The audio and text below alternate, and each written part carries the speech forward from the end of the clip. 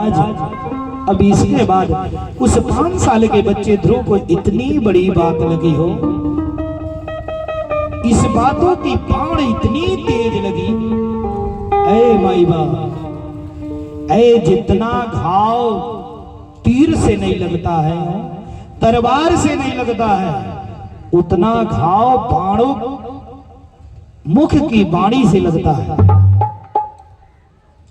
महाराज ध्रुव को अत्यंत पीड़ा हुई और ध्रुव शिशुता हुआ, 5 साल का बच्चा रोता हुआ अपनी माँ के पास जाकर के माँ को पकड़ लिया और माँ को पकड़ करके सिसकारी मार करके रोने लगा।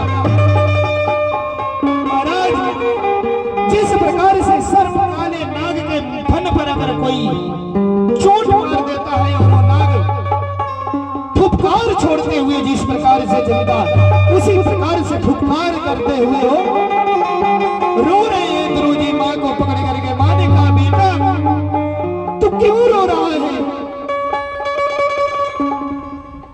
क्यों रो रहा है? ध्रुव जी कुछ नहीं बोल रहे, माँ को पकड़ के केवल सिसक करके रो रहे हैं। महाराज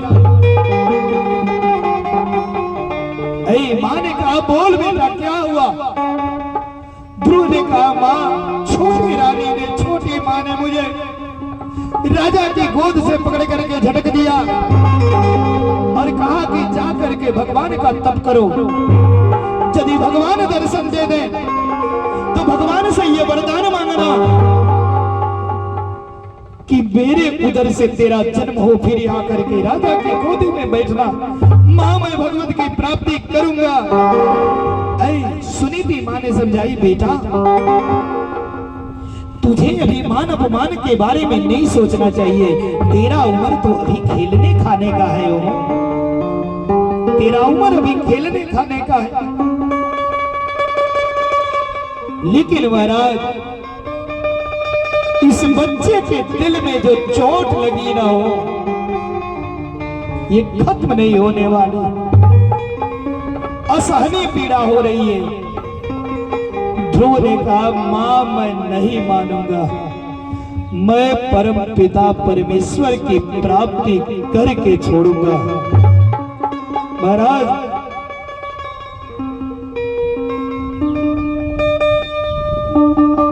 इस बच्चे ने मां की बात नहीं मानी और माता को प्रणाम किया। प्रणाम करके 5 साल के ध्रुव ने हो अपना राज छोड़ करके निकल गया। जंगल में चल दिए महाराज। जंगल के कुछ दूर जब निकले, संयोग से नारद जी बीड़ा बजाते हुए आए हो, दर्शन दिए। है बालक इस निर्जन वन में तू अकेला कहां जा रहा है, तू कौन हो? महाराज ध्रुव ने कहा महाराज मैं उत्तानपाद का पुत्र ध्रुव और मैं भगवत प्राप्ति के लिए वन में जा रहा हूं, मैं तप करूंगा और मैं परमात्मा को प्राप्त करूंगा। माई बाप नारद जी ने कहा बेटा अरे जंगल में बब्बर शेर रहता है, जंगल में भेड़िया रहते हैं, तुझे खा जाएंगे, तुझे मार डालेंगे। ध्रुव ने कहा देवर्षि अरे उस भेड़िए में भी तो परमात्मा का ही वास है, उस शेर के भीतर भी परमात्मा का ही वास है। नारद जी सोचे बच्चा तो बड़ा बुद्धिमान है। नारद जी ने कहा बेटा अरे यहाँ तो तेरी माँ तुझे अपनी गोदी में लेकर के खाना खिलाती होगी और उस निर्जन वन में तुझे भोजन कौन कराएगा रे? महाराज ध्रुव बोल दिए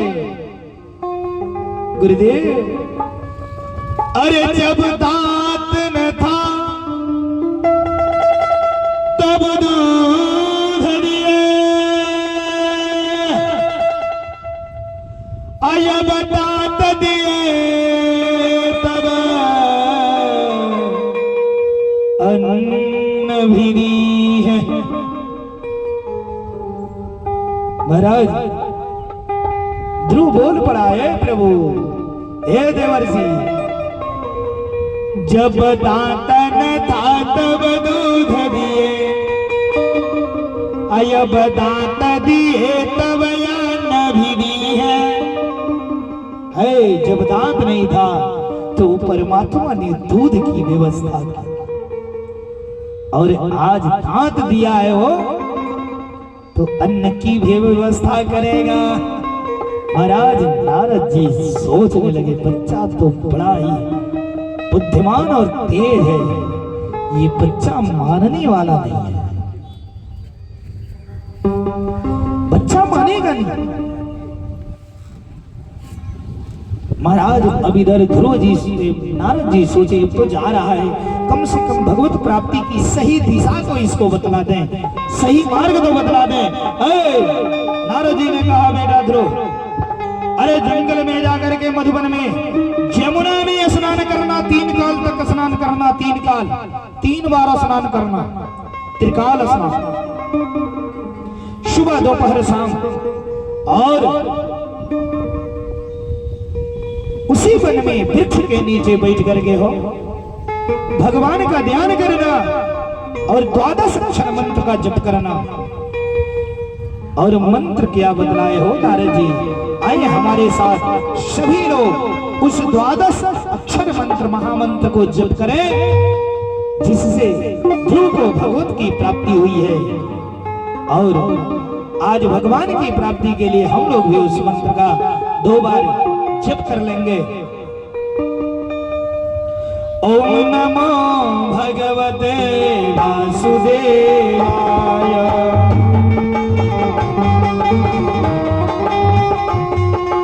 ओम नमो भगवते वासुदेवाय, ओम नमो भगवते वासुदेवाय, ओम नमो भगवते वासुदेवाय, ओम नमो भगवते वासुदेवाय,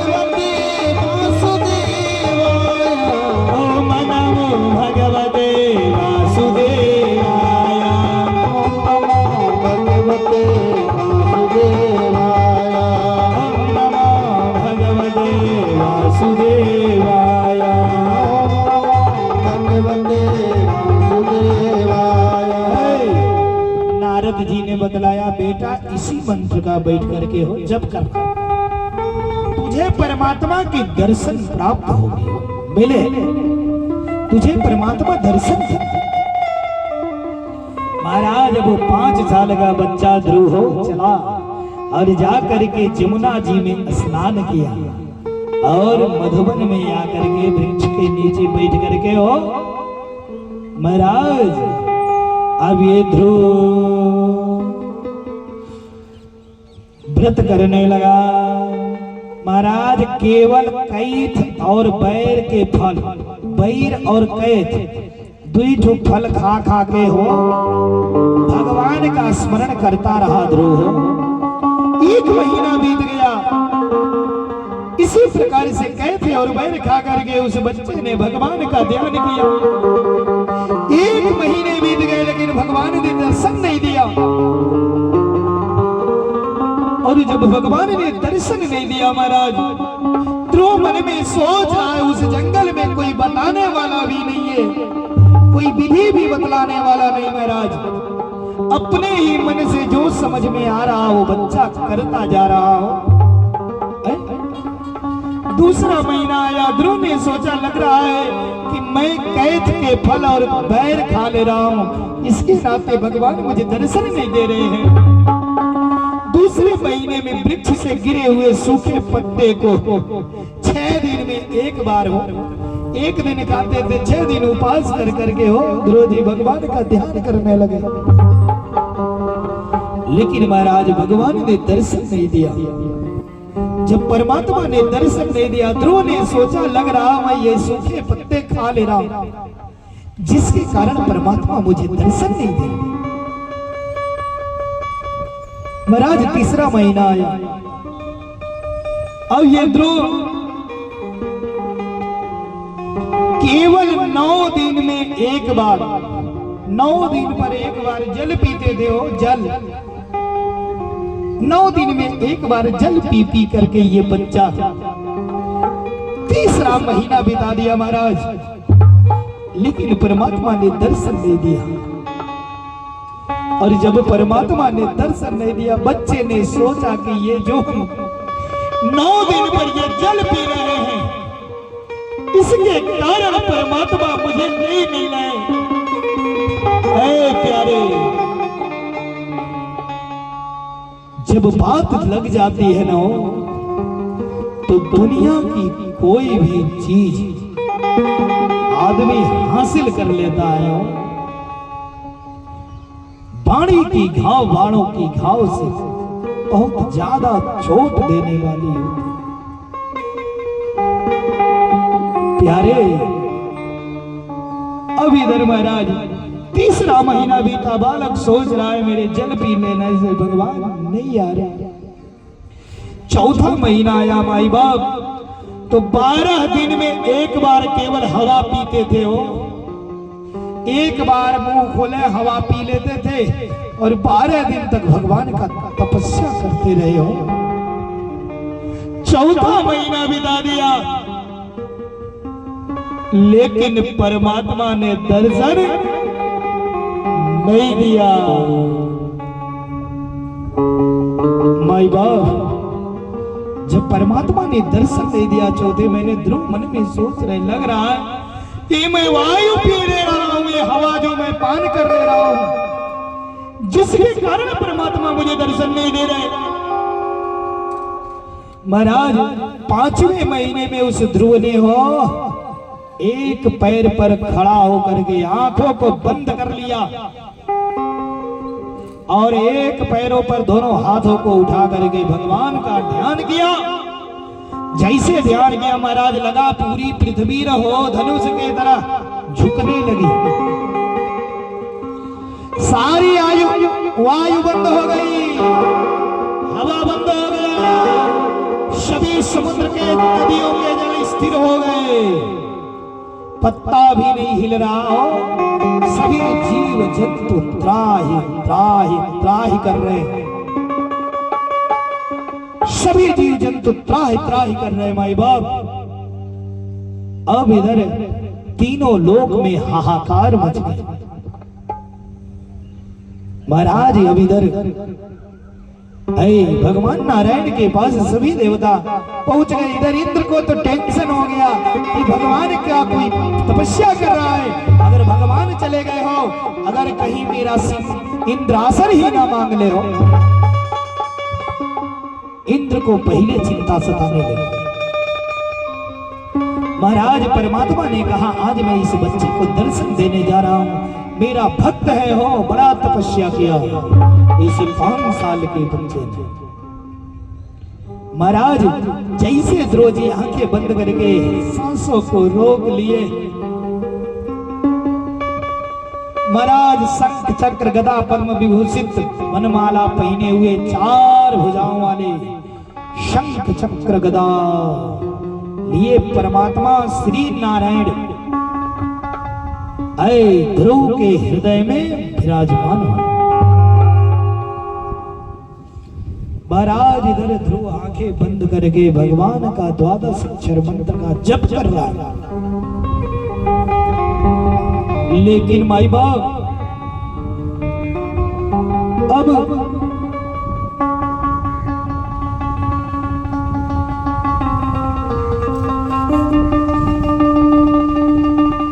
महाराज भगवान सामने आए, बोले बेटा ध्रुव आंखें खोल, आंखें खोल बेटा, आंखें खोल। है ध्रुव जी कहे नहीं, मैं आंख नहीं खोलूंगा। इतनी मेहनत के बाद ये सुंदर चित्र भगवान का मेरे हृदय में विराजमान हुआ, मैं जैसे आंख खोलूंगा ये चित्र मेरे आंखों से उतर जाएगा, मेरे हृदय से निकल जाएगा, मैं आंख नहीं खोल सकता। भगवान ने कहा बेटा, अरे जो चित्र तेरे भीतर है ना, वही चित्र तेरे सामने आया है, तू आंखें खोल।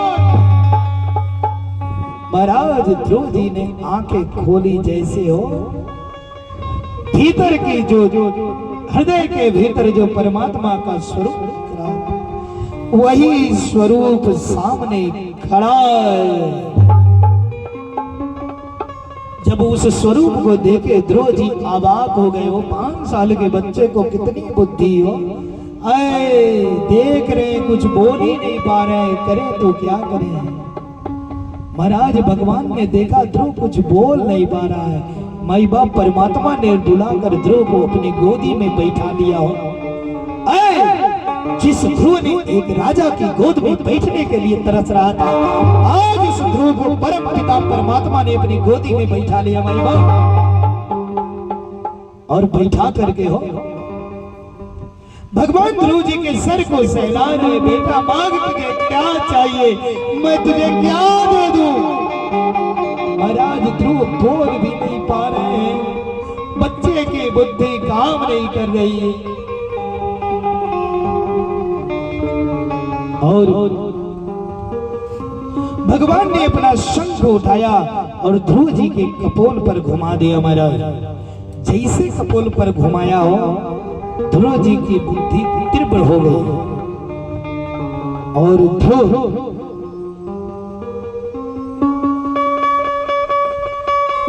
चरणों में प्रणाम किए। भगवान ने कहा मांग बेटा मांग, मैं प्रसन्न हूं। अरे तो उस पिता के गोद में बैठने के लिए परेशान था ना हो, तो आज परम पिता के गोद में बैठा, परम पिता के गोद में बैठा है। तू चिंता न कर, ऐ ध्रुव जा, मैं तुझे वरदान दे रहा हूं, तू अटल रहेगा जब तक ये सूरज चांद ये आकाश रहेगा, तब तक तू ही रहेगा। हो जा, तू 36,000 वर्ष इस अपने राज्य का राज्य करना, देखभाल करना, इसके बाद तू अपने ध्रुवलोक को आ जाओगे। ध्रुवलोक में जाकर के स्थापित हो जाओगे निरंतर के लिए, आजीवन।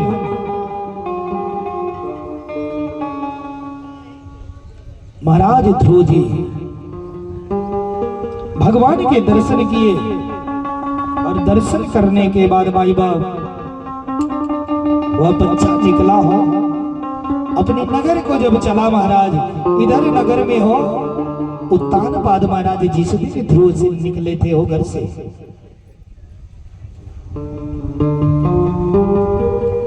उत्तानपाद महाराज दिन रात ध्रुव की चिंता में रहते थे, अपने राज सुख को नहीं भोगते थे, राज सुख का त्याग कर दिए थे हो उत्तानपाद महाराज। जैसे संदेशा मिला कि ध्रुव वन से भगवत प्राप्ति करके आ रहे हैं, माई बाप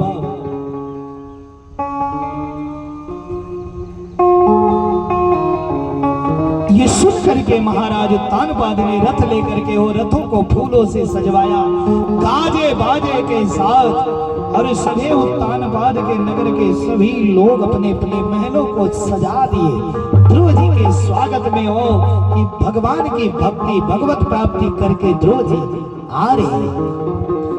ध्रुव जी के स्वागत में माई बाप ये सभी लोग न हो, ध्रुव जी की स्वागत में सभी नगरवासी अपने अपने घरों में बंधनवार तोरणवार लगवा दिए और महाराज उत्तानपाद पहुंच गए। महाराज कहां हो?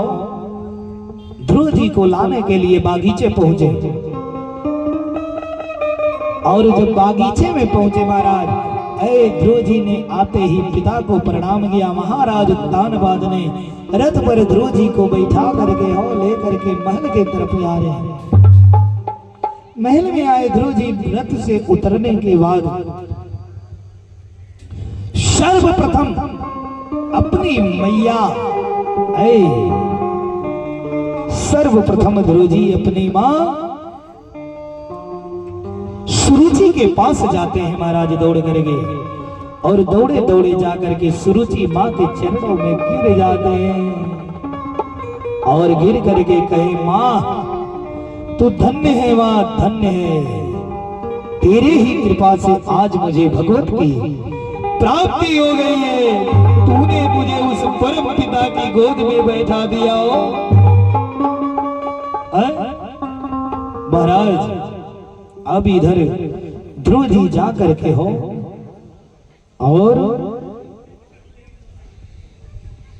माता सुरुचि के चरणों में प्रणाम किए।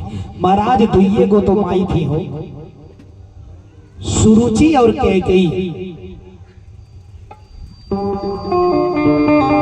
सुरुचि और कैकेयी, अरे ध्रुव को ध्रुव बनाने वाली सुरुचि, राम को श्री राम बनाने वाली कैकेयी, तो ही तो मां थी हो जिन्होंने अपने ऊपर कलंक ले लिया हो। लेकिन पुत्रों को जिनके लिए कलंक लिया उनको चमका दिया हो। अरे कैकेयी के सब दोषी कहे, बाकी राम के वो सब काम बनौली। देश विदेश में पूजन जाला, वह राम के देव समान बनौली। रही जई तन खाली अयोध्या के राजा, वह राम के देव महान बनवली। अनार खली अपने के कतहू के, बाकी राम के वो श्री राम बनवली। महाराज तो ये तो माती हो जिन्होंने अपने ऊपर कलंक ले करके भी माई बाप और बच्चों को चमका दिया। जिस प्रकार से मैया सुरुचि, ध्रुव जी माँ सुरुचि के चरणों में प्रणाम किए, जाकर के मैया सुरुचि को प्रणाम किए। इधर महाराज उत्तानपाद ध्रुव जी को धीरे धीरे ध्रुव बड़े हुए, ध्रुव को राज दे करके हो उत्तानपाद जंगल में चले गए भक्ति भजन तप करने के लिए। जब चले गए महाराज, अब इधर महाराज ध्रुव भली भांति प्रजा की सेवा करते रहे। संजोग से एक दिन हो उत्तमी का छोटा भाई सुरुचि का लड़का सौतेली मां का पुत्र, इसका ब्याह नहीं हुआ था। ई जो है चला गया शिकार खेलने और ये पहुंच गया अलकापुर।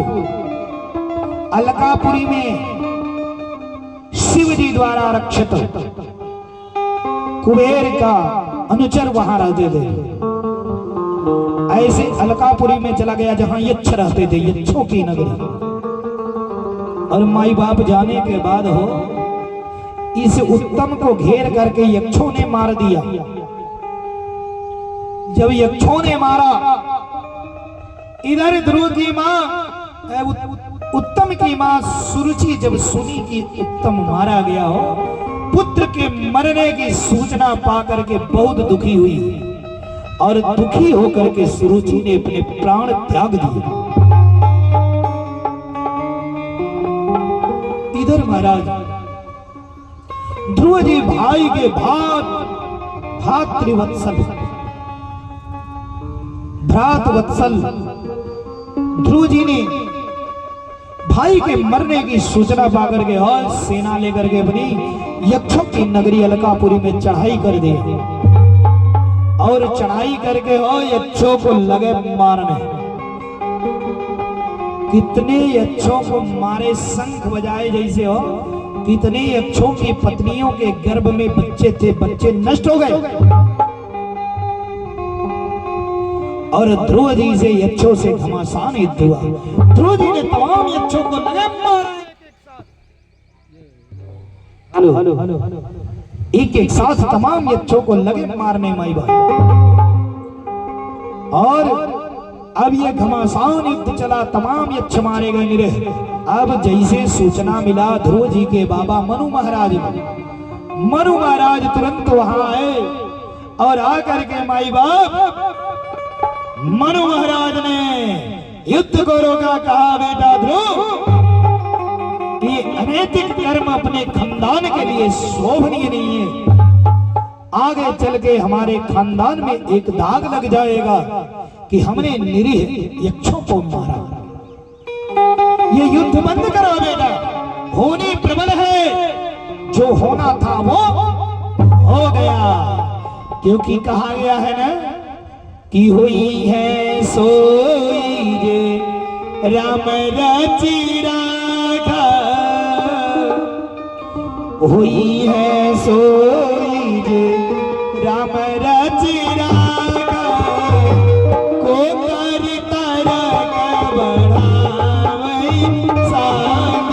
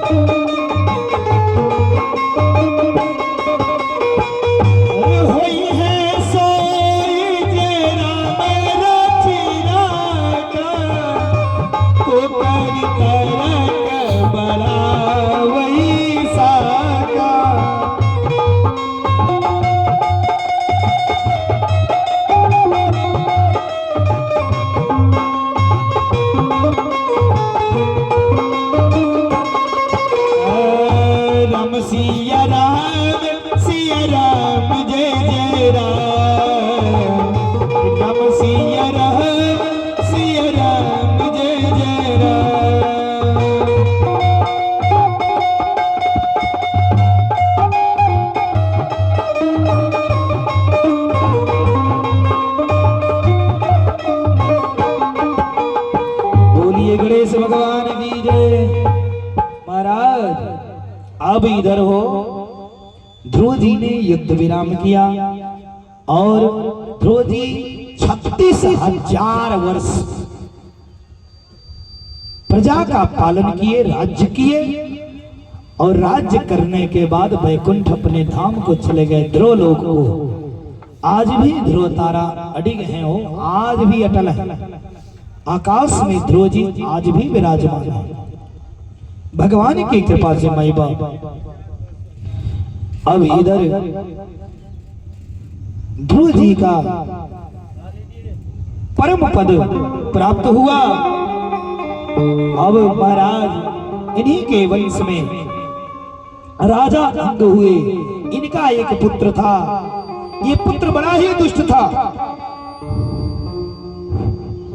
जिसका नाम था बेन।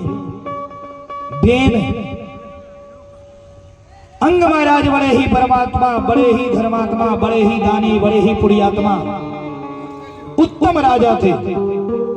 भली भांति प्रजा की रक्षा करते थे, प्रजा की पालन करते थे। संयोग से इनका पुत्र बेन बड़ा ही दुष्ट निकल गया।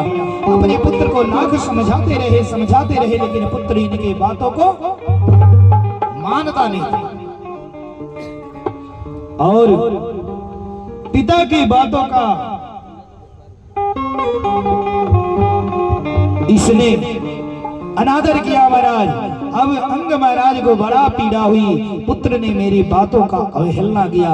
अंग महाराज ऐ प्यारे अपना राज्य छोड़ करके रात्रि में निकले, जंगल पकड़ दिए।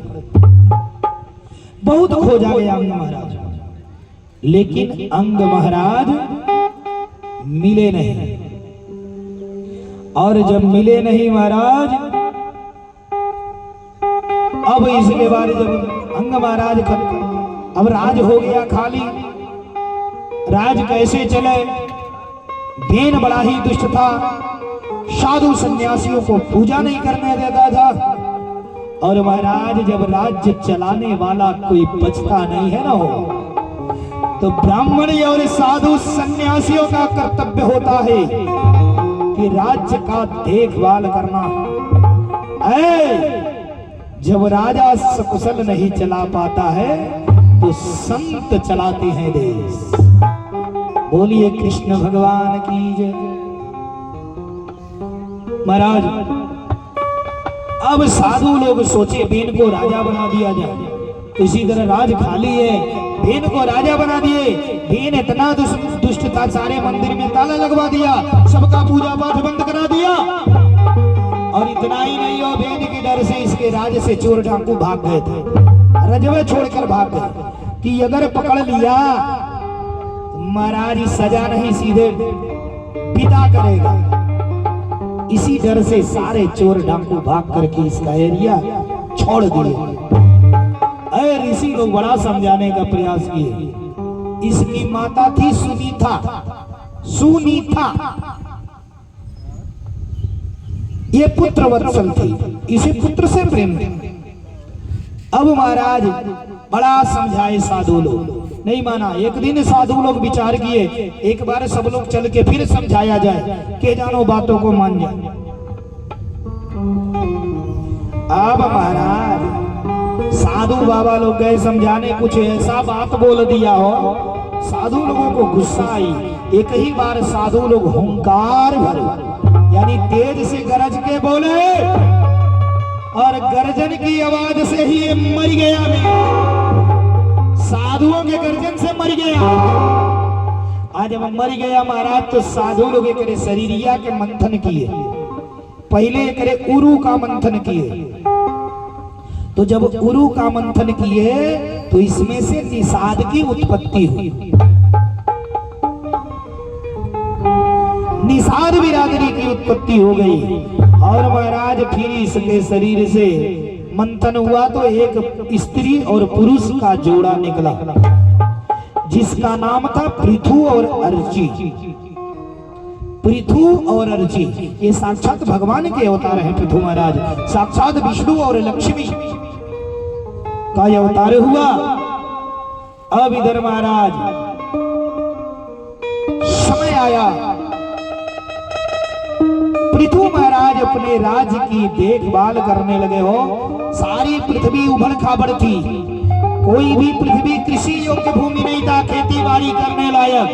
पृथु महाराज ने हो हल चला करके अपने स्वतः पूरी पृथ्वी को समतल किए, खेती बनाए और 7 समुद्र के निर्माण करवाए। 7 सुंदर समुद्र का निर्माण करवाए, जल की व्यवस्था करवाई, सभी प्रजा की रहने की सुंदर व्यवस्था, उत्तम व्यवस्था करवाया। अब खेती में अन्न नहीं उगता था। अब सभी प्रजा आकर के पृथु महाराज के सामने दुखी होकर के बोलने लगे। पृथु महाराज ने हो कहा कि ये सारा जितना भी ये रत्न है सब पृथ्वी चुराई है। तीर धनुष उठा लिए पृथ्वी को मारने के लिए, क्षण भर में मार करके पृथ्वी को पलट दूंगा। महाराज पृथु महाराज की क्रोध को देख करके पृथ्वी हो हाथ जोड़ करके खड़ी हुई, महाराज क्षमा कर।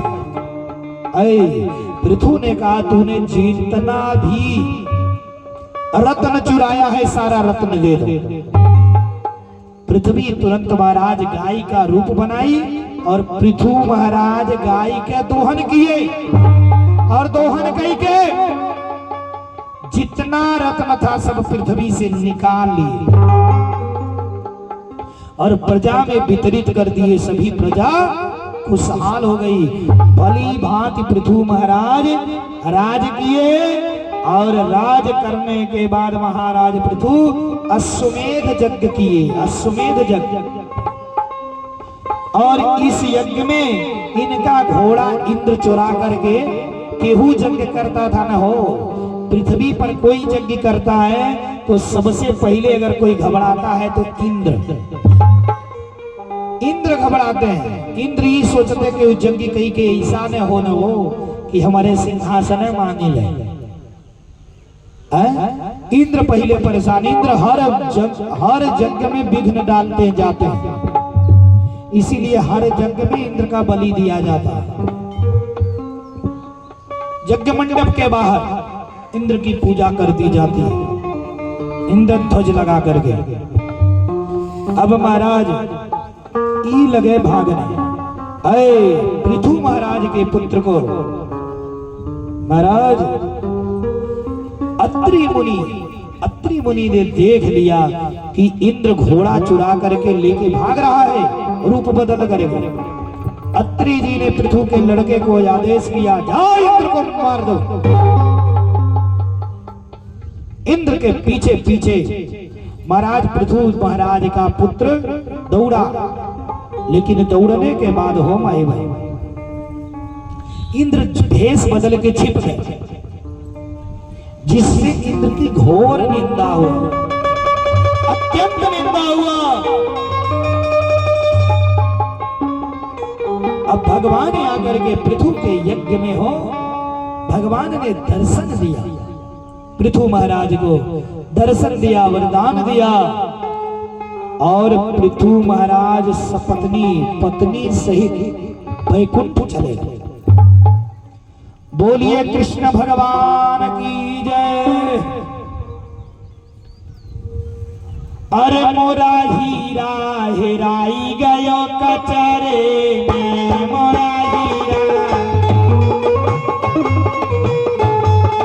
हीरा हेराई गयो कचरे में, मोरा हीरा हेराई गयो कचरे में। कचरे में हो, कचरे में हो, कचरे में। अरे कचरे में हो, कचरे में, कचरे में हो, कचरे में। ऐसा हीरा हेराई गया कचरे में, हीरा हेराई गयो कचरे में। मोरा हीरा हेराई गया कचरे में। मोरा हीरा हेराई गयो कचरे में। को पूरब को पश्चिम ढूंढे, कोई पूरब कोई पश्चिम ढूंढे। कोई पूरब कोई पश्चिम ढूंढे, पूरब कोई पश्चिम ढूंढे। कोई आगे कोई पीछे ढूंढे, कोई आगे कोई पीछे ढूंढे। को पानी को पत्थरे में, को पानी को पत्थरे में, पूरा हीरा हेराई गया कचरे में। मोरा हीरा हेराई गयो कचरे में। ऐसा हीरा हेराई गया कचरे में। ऐसन हीरा हेराई गयो कचरे में। सुर नर मुनि अति पीर यौनिया, सुर नर मुनि अति पीर यौनिया, सुर नर मुनि अति मुनि यौनिया, सुर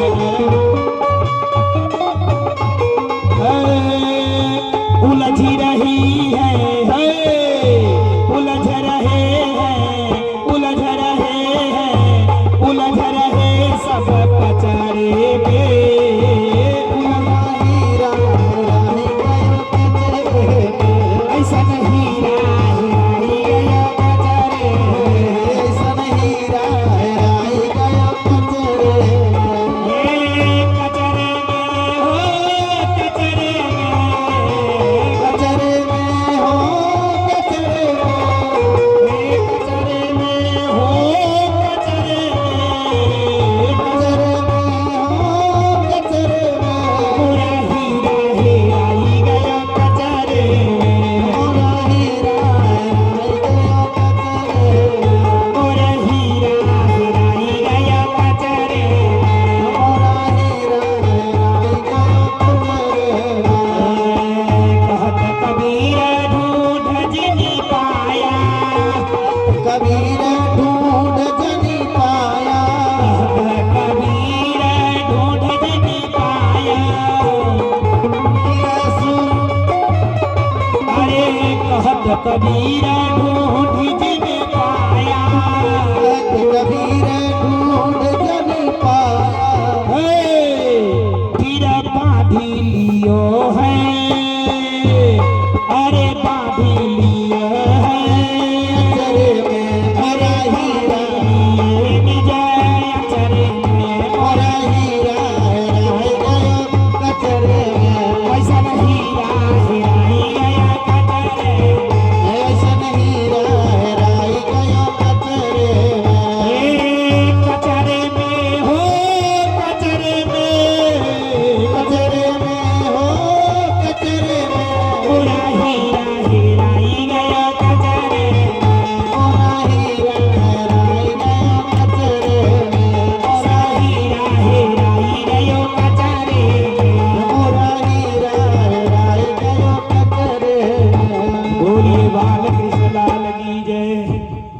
कोरा हीरा हेराई गयो कचरे। महाराज देखिए, ये उदयभान सिंह जी की तरफ से 101 रुपया इस भजन पर यज्ञ भगवान में सहयोग आया है। भगवान उनके परिवार का कल्याण करे। आए कथा में चले। अब महाराज इधर मनु महाराज के दूसरे पुत्र महाराज प्रियव्रत का राज्य पालन, इनकी कथा में श्रवण करा रहा हूं। नाभि एवं मेरु देवी के द्वारा महाराज ऋषभदेव ने हुए जो जैन धर्म के मुख्य प्रवर्तक माने गए, महाराज ऋषभदेव मुख्य प्रवर्तक माने गए। अब नाभि महाराज ऋषभदेव को ब्राह्मणों के हाथ में सौंप करके मेरु देवी के साथ बद्रिकाश्रम में चले गए। माई बाप देखिए, भगत जी की तरफ से 11 रुपया। हमारे बीच में मिंटू बाबा हैं, पाठशाला के श्री मिंटू त्रिपाठी जी, इनके तरफ से यज्ञ भगवान में 501 रुपया का सहयोग है। आए कथा में चले। महाराज मेरु देवी और ऋषभदेव जो है बद्रिकाश्रम चले गए। ऋषभदेव को सौंप करके नाभि महाराज अब गुरुकुल का शिक्षा ग्रहण करने के बाद इंद्र की कन्या जयंती से ऋषभदेव ने विवाह किया महाराज। और जब विवाह किया तो इनके द्वारा भरत आदि 100 पुत्र हुए। अब ऋषभदेव 100 यज्ञ 100 अश्वमेध यज्ञ किए और करने के बाद वह तप करने के लिए चले गए अपने ज्येष्ठ पुत्र भरत को राजगद्दी देकर के। और जब राजगद्दी देकर चले गए महाराज, इधर भरत महाराज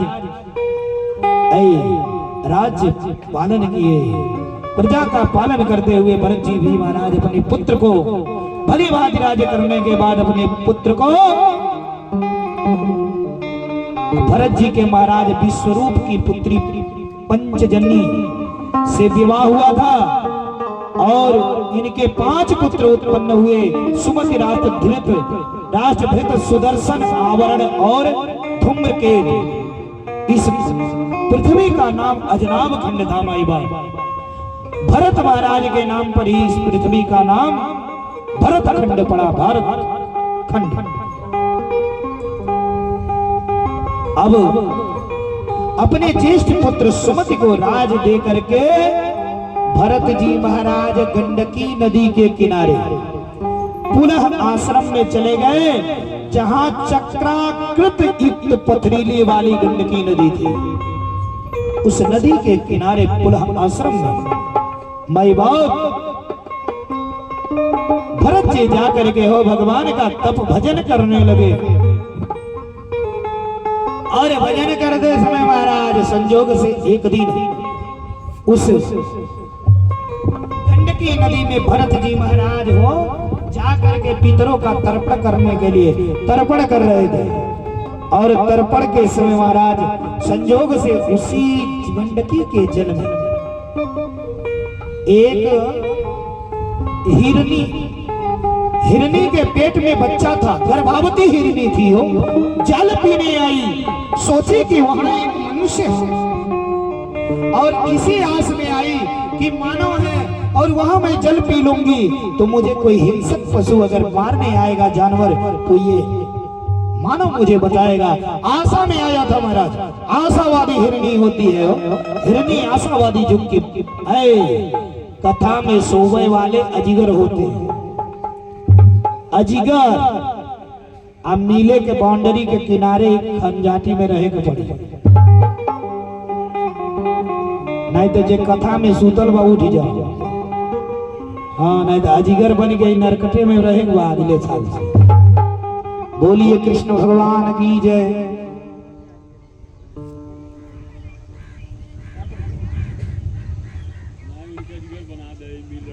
हाँ, अजिगर बनी के मिल रखावे के पड़ी कथा में सुतले के बाद।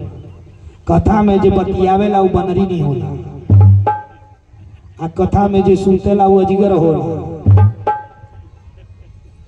बोलिए कृष्ण भगवान की जय।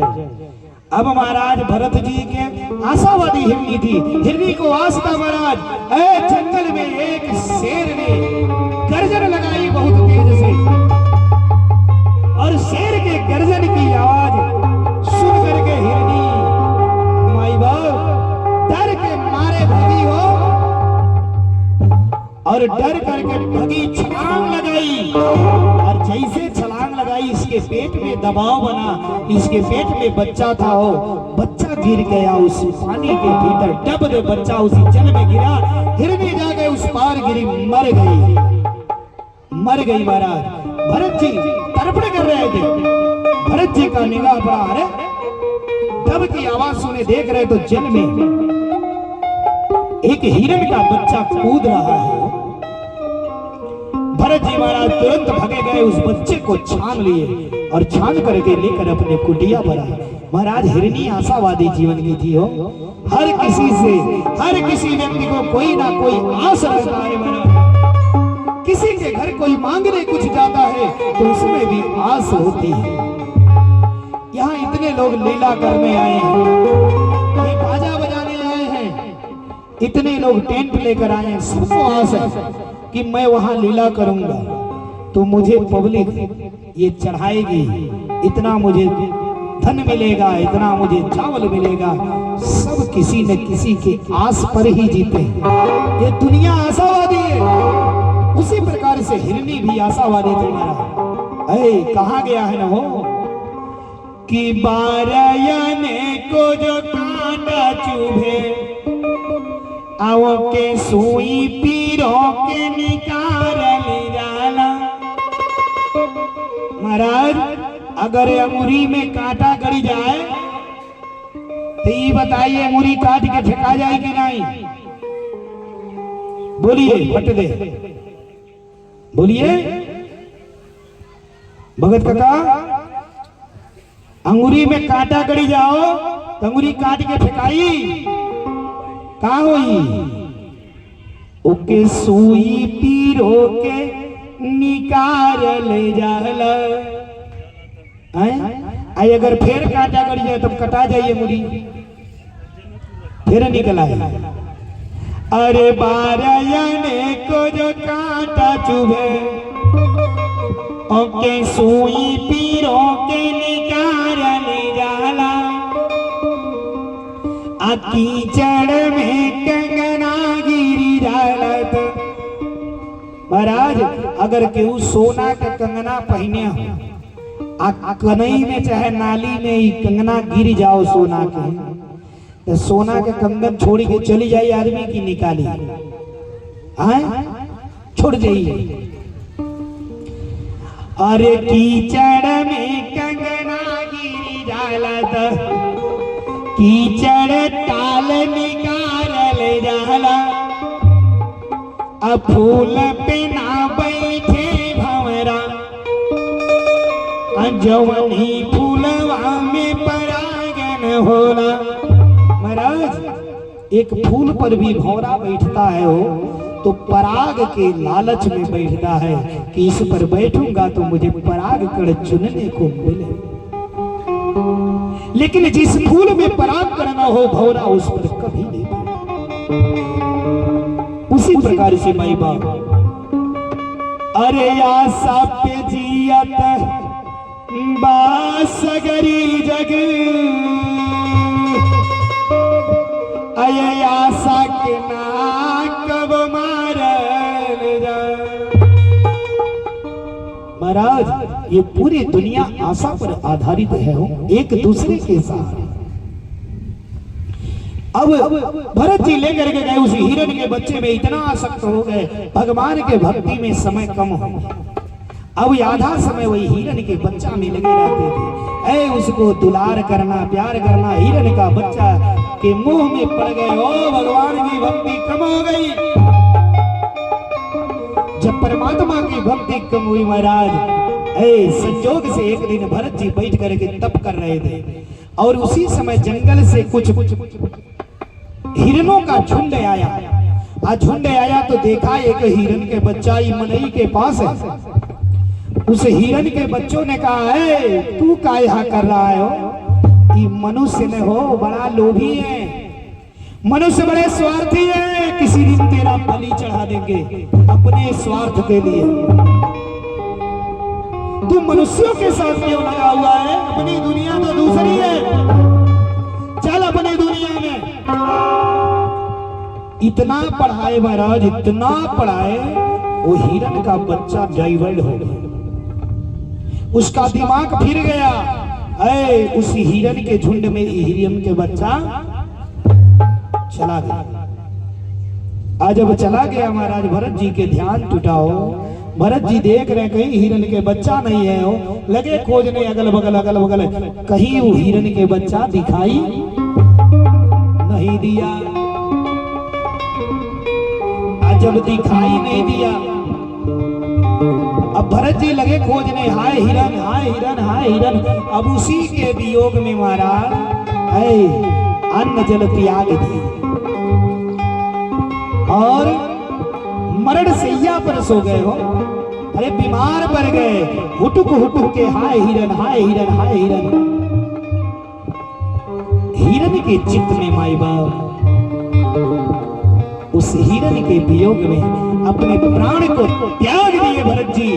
और जब प्राण त्यागे माई बाप, तो अगला जन्म इनके हिरण के हो गया। अगला जन्म इनके हिरण का हुआ। और जब हिरण का जन्म हुआ तो उस समय में पूर्व जन्म का भक्ति रहा, सब इनके याद ही था, सब याद था। वह पिछले जन्म में भरत था, हिरण के वियोग में मरा तो मैं हिरण बना।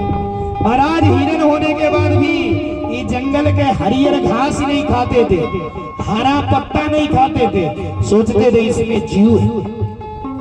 और उसी कुटिया के इर्द गिर्द माई बाप ये रहते थे भरत जी हो, वो हिरण। और रहते रहते महाराज एक दिन तो जंगल में आग लग गई। जब आग लगी न हो, सारा जंगल लगा आग से जल रहा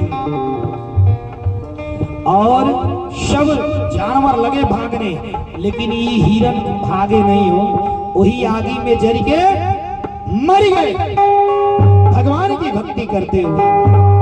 और मरे तो महाराज अगला जन्म इनके अंगिरस गोत्र के ब्राह्मण, अंगिरस गोत्र के ब्राह्मण के यहाँ इनके जन्म हुआ। वो ब्राह्मण के दुई पत्नी रहली, एक पत्नी से 9 पुत्र रहने, आ दूसरी पत्नी से भरत और एक पुत्र और जोड़ुआ पुत्र हो। वहां भी इनके नाम भरत पड़ गया। अब ये ब्राह्मण देवता के जितना लड़का थे ना, ये सारा लड़का जो है सब पंडिताई करते थे, पूजा पाठ भागवत यज्ञ खूब कराते थे। ई भरत जी के पिताजी कहे, ए भरत अरे जाओ कथा बाँची आओ। भरत जी सोचे दुई जन्म तो हम झेल चुके, येहू जन्म में अगर भक्ति में कमी हो गया ना हो तो हमारा जीवन व्यर्थ हो जाएगा, हम इसी तरह 84 में भटकते रह जाए। भरत जी सोचे कि अगर मैं कथा सुनने गया, कथा बांटने तो बिहान कहिए पिताजी कि जाओ भरत तने बियाह करा दो। अब बियाह कराएंगे तो परसों कहिए भागवत कर दो, तो दिन भर हम इसी में पड़े रह जाएंगे, भक्ति नहीं हो पाएगी। भरत जी बहटिया जाते थे, कथा बांचे के भेजे लोग रहिए में से घूमी आते थे। महाराज सारी भौजाइयां भरत जी से नाराज रहती थी, जितनी भौजाई थी। भरत खाते थे सबसे ज्यादा, काम एक पैसा का नहीं है, काम के न काज के दुश्मन अनाज के। महाराज अब भौजाई सब कहें कि हमारे पति दिन रात कमा रहे हैं, आई बैठ के 17 रोटी खा रहे हैं। हा? अब महाराज संजोग से भौजाई सब दिमाग लगा कि जंगल के किनारे जो खेत है ना, वो खेत में पशु बहुत चर जाते हैं जंगली, रखाना पड़ता, आधा तीहा मिलता है खेती का अन्न। अब भरत खलिहर है, अपने अपने पतियों से रात में ये सब कान में भरी। अब भरत के वही रखवारी लगवा दिया जाए। महाराज भरत जी के वही जंगल के खेत रखाने के लिए ड्यूटी लग गए। अब भरत जी गए खेत रखाने। अब महाराज मेड़े पे लेके सटहा बैठ गए। आज जंगल से चला पशुओं का झुंड और चिड़ई का झुंड, झुंडे के झुंडे आवे। आज चिड़ैया जब खा रही थी ना वो, तो भरत जी मेड़वा पे बैठ के ताली बजा करके बोल के आ रहे हैं, अरे राम जी के चिड़िया, राम जी के खेत, छाको चिड़िया भरी भरी के।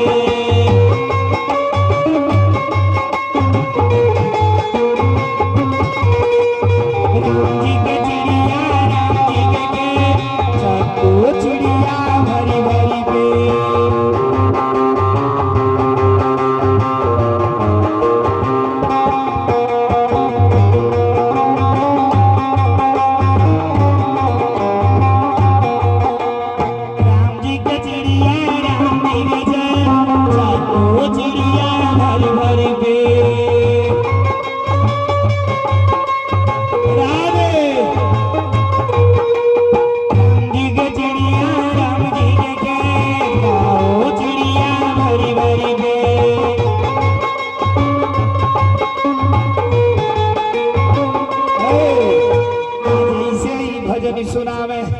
जितना चिड़िया या पशु थे उतने खुश हो के पावे। ये सब सोचे इतना बढ़िया रखवार कहाँ मिलेगा हो, इतना सुंदर भजन सुना सुना के खिला रहा है। महाराज शाम होता था, सब चिड़िया पक्षी अपना चले जाते थे, भरत जी घर आ बाबू हो। फिर दूसरे दिन भरत जी पहुंचते थे, फिर मेड़े पे बैठे, अब भजन चालू करे, अरे राम जी के चिड़िया, राम जी के गए खाओ चिड़िया भरी भरी पे।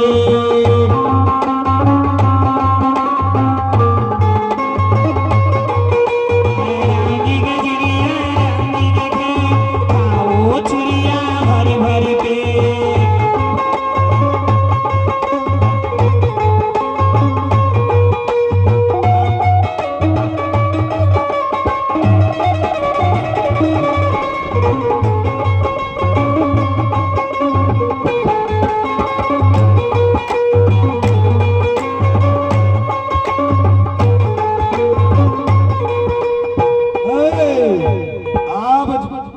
रखवारी खूब बढ़िया हो रहा है।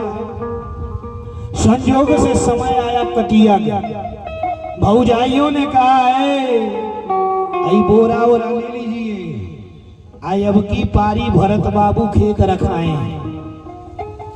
अब भरत बाबू खेत रखाए हैं तो खेते में बहुत अन्न हुआ होगा, लेकर जाइए। मार बोरा झोरा लेके भाई लोग पहुंच गए खेत कटवाने। बाबू अजौले भरत नहीं रखाए थे, तौले तो आधा तिहा ने आधा तिया पुअर वो मिलता था।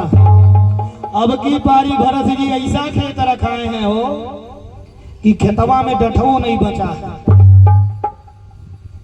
भाई सब गए देखे, अरे ई का, ई तो अब की तो डठवो नहीं है, कमर खेती है भरत, ये क्या रखाए हो? भरत जी ने कहा भैया अरे राम के चिड़िया, राम के खेत, खा गई चिड़िया भरी भरी पे। अब ये सब कहे बड़ा चीतिया हो जी तू। अब लिया के गए घर। अब इनके पिताजी आए, सारा बात पिता से कहा। पिताजी कहे अरे जड़ हो तुम, जड़, जड़ माने मूर्ख, मूर्ख भरत वही नाव पड़ी गया जड़ भरत। जड़ माने मूर्ख, भरत नाम था, जड़ भरत यानी मूर्ख भरत। आ घरवा वाले निकाल दिए। भौजाई सब कही अब एक रोटी तो हम बनाऊंगी ही नहीं, पक्का। महाराज घर वालों ने भरत जी को निकाल दिया घर से। भरत जी महाराज कहे अब तो बढ़िया हुआ, यही तो हम चाह रहे थे हो, बंधन से मुक्त हो। परमात्मा की भक्ति नहीं हो पा रही थी हो प्यारे। अब महाराज जी भरत जी भगवान के भजन करते निकल गए। अरे महाराज कितनी भक्ति करते थे कि एक पल भी भगवान को विस्मृत नहीं करते थे। गाड़ी खड़ा करिए, बैठिए, गाड़ी खड़ा करके बैठिए। अब इसके बाद महाराज एक पल भी भगवान की भक्ति विस्मृत नहीं कर पाते थे। मल मूत्र भी खड़े खड़े त्याग करते थे भरत जी, लेकिन नहाते नहीं थे वो, लेकिन शरीरिया से बदबू नहीं, सुगंध आता था। कोसों कोसों दूर भक्ति की सुगंध थी हो। महाराज भरत जी चल रहे थे, चलते चलते महाराज सिंधु सौवीर देश का राजा रहुगण अपनी पालकी से जा रहा था। संजोग से उसके पालकी का एक कुम्हार बीमार पड़ गया, एक कहार, और बीमार पड़ गया तो पालकी चलाने में असमर्थता। उस राजा रहुगण ने अपने कहार से आदेश किया जाकर के एक पुरुष और खोज करके एक मानव ले आओ जो पालकी लेकर के पहुंचा सके। माई बाप आज्ञा पाकर कहार निकले हो खोजने के लिए। माने उस जंगल में कोई और नहीं मिल गए भरत जी। भरत जी भगवान के भजन करते हुए आ रहे हैं, ये पकड़ करके ले गए सब हो रहुगण राजा के बाद। रहुगण राजा पालकी में बैठा था, पालकी घेरा हुआ था। अब ये गए और जा करके सब अब इनको लगा दिए पालकी ढोने के लिए। पालकी लेके चल रहे थे माने। भरत जी के लतवा के नीचवा अगर चोटी दिखती थी ना हो पैर के नीचे, टप दे कूद जाते थे। आज जैसे कूदा राजा रहुगण के वही पालकिया में घाव लगता था तड़ा। रहुगण ने कहा कौन है इस तरह चला रहे हो पालकी? अरे महाराज जो नया वाला आया है कहार में हो, ये चला नहीं पा रहा है, ये बेचारा पालकी ढोने वाला नहीं है हो। फिर चले, फिर कोनो जीव जंतु छोटा सा दिखे टप दे कूद जाए पालकी ले, अब फिर इसको चोट लगता था। 3-4 बार हुआ महाराज। इतना क्रोध में आया रहुगण ने कहा मैं इसे मार डालूंगा, समझा दो। भरत जी बोल पड़े राजन, अरे जिसको जीवन दे नहीं सकते उसका जीवन लेने का अधिकार तुझे किसने दिया हो? अरे गेहूं को पीस करके आटा बना दिया जाता है, लेकिन आटे को कितना भी पीसा जाएगा वो आटा ही बनेगा। महाराज रहुगण सोचने लगा, ओ ये सामान्य व्यक्ति नहीं है, इतनी ऊंची ऊंची बात करने वाला ये कोई सामान्य पुरुष नहीं। रथ को तुरंत रोको, पालकी को रोको। पालकी रुक गया महाराज, पालकी उतरे, राजा रहुगण निकला हो चरणों में गिर गया और गिर करके बोला प्रभु आप कौन हैं, आप बतलाइए। जड़ भरत जी ने अपना वृत्तांत सुनाया, रहुगण राजा को उपदेश दिया। रहुगण राजा की आंखें खुल गई हो और रहुगण राजा ने आशीर्वाद लिया, जड़ भरत जी से निकल गया महाराज। अब जड़ भरत जी फिर भगवान का भजन करते हुए जंगल में चले जा रहे हैं, चले जा रहे हैं, चले जा रहे हैं। संजोग से डाकुओं का सरदार उस जंगल में रहता था, डाकुओं का गिरोह, उस गिरोह का जो सरदार था ना महाराज, वो भद्रकाली का भयंकर मंदिर बनवाया था। उस भद्रकाली का भयंकर मंदिर बनवाया था, उस मंदिर के अंदर भद्रकाली की मूर्ति की स्थापना की हुई थी। उस मूर्ति पर उस डाकू नर बलि मन्नत माना था कि मैं नर बलि दूंगा देवी काली भद्रकाली को। नर बलि के लिए कोई मनुष्य नहीं मिल रहा था, जिस मनुष्य को ला करके बलि दिया जाए। प्यारे, अब इसने डाकू ने कहा अपने डाकुओं से जाओ खोज करके एक नर कोई लेकर आओ, बलि चढ़ाना है भद्रकाली का। महाराज डाकुओं के सरदार का आदेश पाकर के डाकू गए, खोजते खोजते तौले रही में मिल गए खूब मोटा तगड़ा दिव्य गोरा चिट्टा शरीर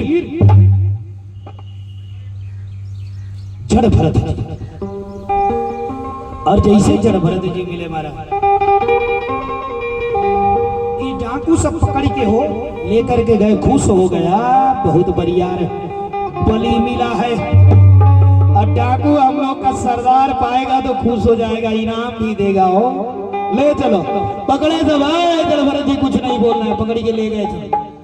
आ ले करके गए हो जड़ भरत जी को खूब बढ़िया स्नान करवाए, स्नान करवा के पीतांबर धोती पहनाए हो, गले में माला पहना के टीका लगाए हो, बलि के बकरा जैसे टीका जाता है टीक करके तैयार कर दिए और ले करके गए भद्रकाली के मूर्ति के सामने। और ले जा करके डाकू के सरदार ने कहा चल मूड़ी नीचे कर,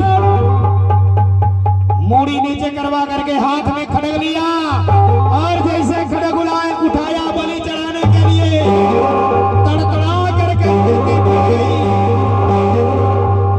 और जैसे भद्रकाली की मूर्ति फटी, उस मूर्ति में से भद्रकाली निकली खड़ग लेकर के हो, डाकुओं के सरदार का गर्दन तुरंत काटा।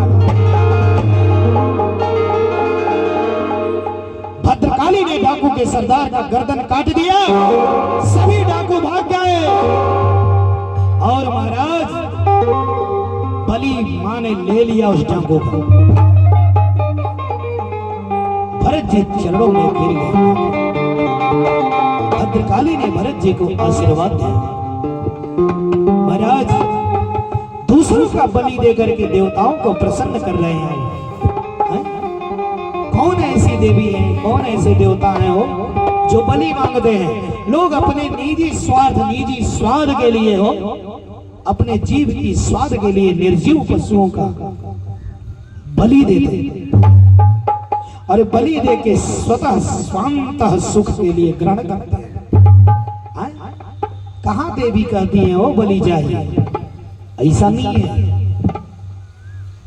दूसरों के बच्चों का बलि देकर के आप अपने बच्चे को खुश रखिए, कभी नहीं हो सकता।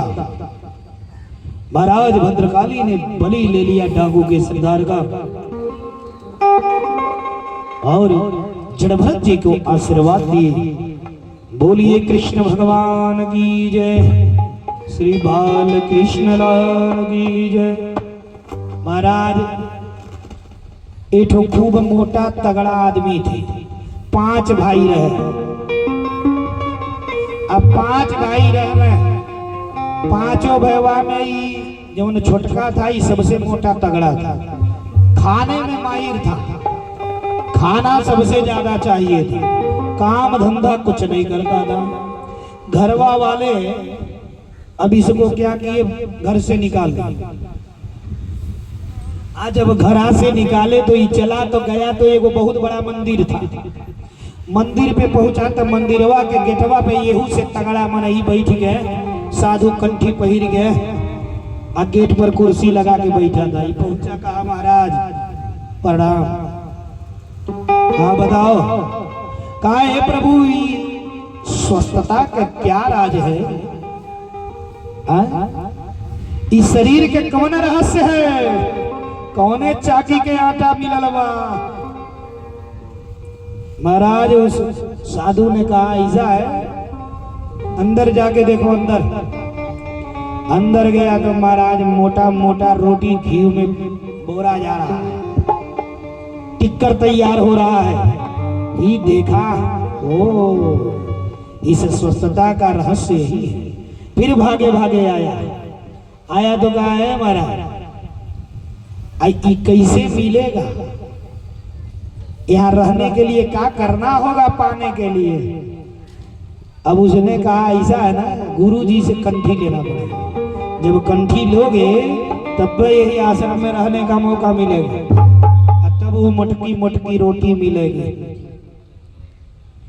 महाराज अभी गया, साधु बाबा जो महंत जी थे उनके पास गया और महंत जी से निवेदन किया, प्रभु हमको कंठी दे दीजिए, हम साधु आना चाह रहे हैं, साधु बनना चाह रहे हैं। महाराज महंत जी ने कंठी दे दिया। अभी रहने लगा, 1 दिन 2 दिन समझ में नहीं आया, लोग जान गए अब इसका खुराक तगड़ा है, सब लोग को पता था। अब रहने लगा, मंदिर में कौन कमी पाने लगा। संजोग से एक दिन वहां पड़ गया एकादशी। एकादशी में मंदिर में भोजन नहीं बन रहा था, नियम था वहां का। एकादशी के दिन सारा मंदिर के लोग व्रत रहते थे। यही पेटहा था, पेटवे के चक्कर में तो घर त्याग दिया। महाराज जी कहा, ये गुरु जी हमारी बस का नहीं है, हम उपास नहीं रह पाएंगे। महंत जी ने कहा, ए भंडारी, भंडार गृह वाले से बुलाए, कोठारी भंडारी तो चलो आए, ऐसा इसको 2 आदमी का खुराक दे दो, अन्न ले जा करके जाओ उस बागीचे में बना लेना और ठाकुर जी के भोग जरूर लगा देना। अब महाराज ही गया, भोजन बनाया 2 मनई के। अब भोजन बनाई के जल हाथे में लेके चढ़ा दिया, बोला प्रभु राम आइए, धन श्याम आइए, मेरे भोजन का भोग लगा जाइए।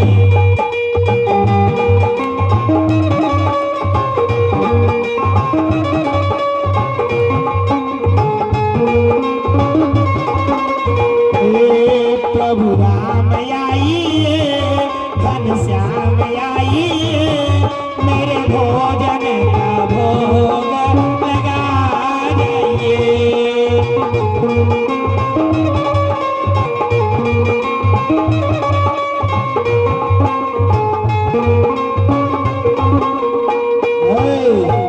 आज ऐसे कहा, प्रभु राम आइए, मेरे भोजन के भोग। महाराज तौले राम जी हैं, इत समझा कि ऐसे दिखा देंगे तो हो जाएगा। सैयद का राम जी आ गए, और राम जी जब आके खड़ा हो गए, अब तो भोजन 2 मनई के था। बाबू हो भोजन परोसाया, आ एक जनी के खुराक राम जी पाए, आ एक खुराकी पाया। अब एक पेट थे अधूरे था, छुछुआता गया मुंह लटकाते हुए शाम को मंदिर में। गुरुजी ने कहा, चेला भोजन वोजन चिता लिए। अरे गुरुजी, आप लसरा लगा दिए कि ठाकुर जी के भोग लगा। भोग तो लगाया हूँ, अब आए हैं 2 मनई को, हमारी ये भर के था, आधा वो खा गए, आधा बचा, पेटवा नहीं भरा। गुरुजी सोचे कि पेटहा आदमी है, झूठ बोलना है, अरे दाबी दिया होगा, अब थोड़े और इच्छा होगा। अब महाराज धीरे धीरे दूसरा महीना आया, और दूसरे महीना में जब एकादशी पड़ा, गुरुजी ने कोठारी को बुलाया, कोठारी ई चिलवा के ने हो 3 आदमी के खाना दे दिया। थोड़े पेटहा आदमी है, भंडारी से सिखा दिए, थोड़े पेटहा है, खा लिया झूठे को। राम जी आए, खा के चले गए। बदनाम कर रहा है ठाकुर जी के, वो तो बेचारे खाली जल दिखा दिया जाता है, पा जाते हैं। पर्दा खोलवाइए, ए विश्राम भाई, पर्दा खोल दीजिए। अब महाराज 3 आदमी के खुराक दिया गया, आई ले गया बगीचा में, भोजन वोजन पकाया, अब पका करके जल लिया, बोला प्रभु राम आइए, सीता राम आइए, मेरे भोजन का भोग लगा जाइए।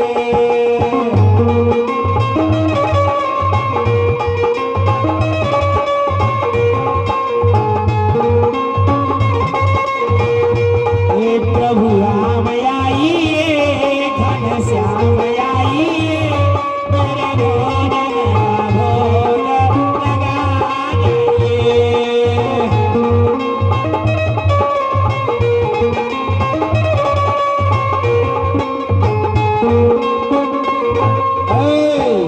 आज जैसे कहा तैसे राम या सीता दोनों जनी आ गए टप्प दे। अब बाबू हो खनवा तो मिला 3 जने का, अब 2 जने तो खा लिए, फिर एक करे आधे पेट मिला, फिर मुंह लटकवले गया। शाम को गुरुजी ने कहा, क्या हुआ चेला, काहे तेरा मुख मलिन है हो? अरे गुरुजी का बताई, आप ऐसा लसरा लगा दिए हैं, अकेले तो आए आज अपने मौगियों को लेके चले आए, आज आधे पेट नींद नहीं आएगी रात में। गुरुजी सोचे बड़ा पेटहा है। अच्छा चलिए, फिर समय आया धीरे धीरे, तीसरा महीना का एकादशी। महाराज जब आया तो गुरुजी ने कहा है चलवा के 4 आदमी के खुराक दे देना, पेटहा है, घट जा रहा है। अब महाराज इधर 4 आदमी के खुराक दिया गया, खाना पकाया, पकाने के बाद अब भोग के लिए जल उठाया।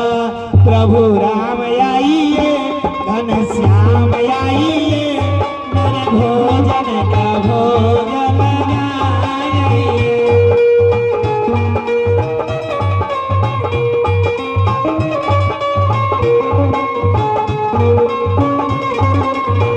हे प्रभु राम आइए, घनश्याम आइए, मेरे भोजन का भोग लगा जाइए।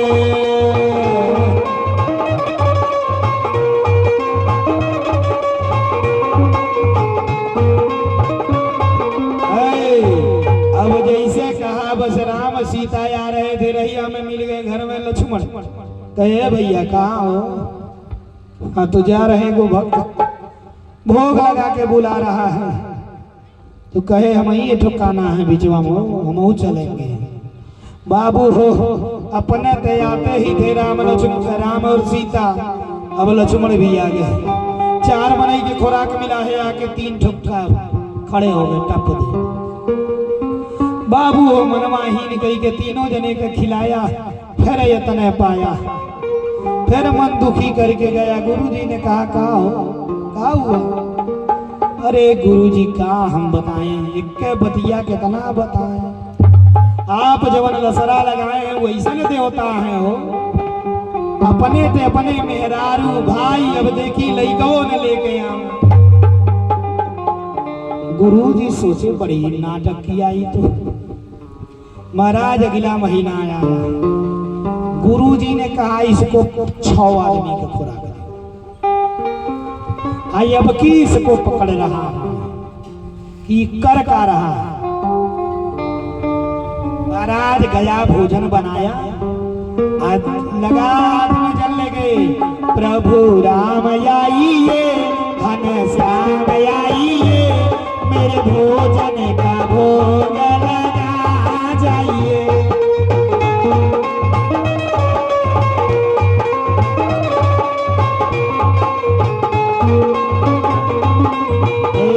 प्रभु राम आइए, घनश्याम आइए, मेरे भोजन का भोग लगा जाइए।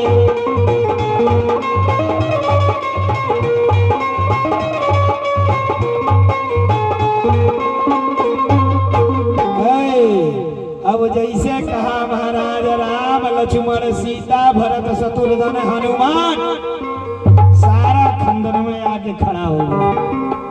बाबू हो 4 1 5 गो हनुमान जी 6 में मनई खुराक मिलल। अभी कह रहा है यार तो देखो तानी, अब गुरुजी से का मैं कहूंगा हो। आज तो 6 के 6 आ गए, आज दोनों मिलता था वो नहीं मिलेगा। अभी रो रहा है। आज जब रो रहा तो गुरुजी की नरवा लुकाए हुए थे। गुरुजी आ गए सामने। नाटक किए हो, गुरुजी को भगवान नहीं दिख रहे थे हो, गुरुजी को नहीं दिख रहे थे। कहा है गुरुजी नाटक किया है, डरामा तुम्हारा समझ। अरे गुरुजी कौन डरामा हो, देखी छो छो गुरुजी का मूर्ख बना रखा। कौन है जी? राम जी के चरणों में गिर गया। हे राम जी, अरे घर से तो खदराए ही, यह मंदिर एक सहारा था हो। यहू देख रहे हैं आज गुरुजी निकाल के खदेर देंगे। अरे हमारी गुरुजी का दर्शन दे। राम जी ने कहा तेरे गुरुजी का सामर्थ्य नहीं है हो दर्शन पाने के लिए, काहे कि भगवान का कथन है हो। भगवान का कथन है निर्मल जन्म निर्मल मन जन सो मोहि पावा, मोहे कपट छल छिद्र भावा।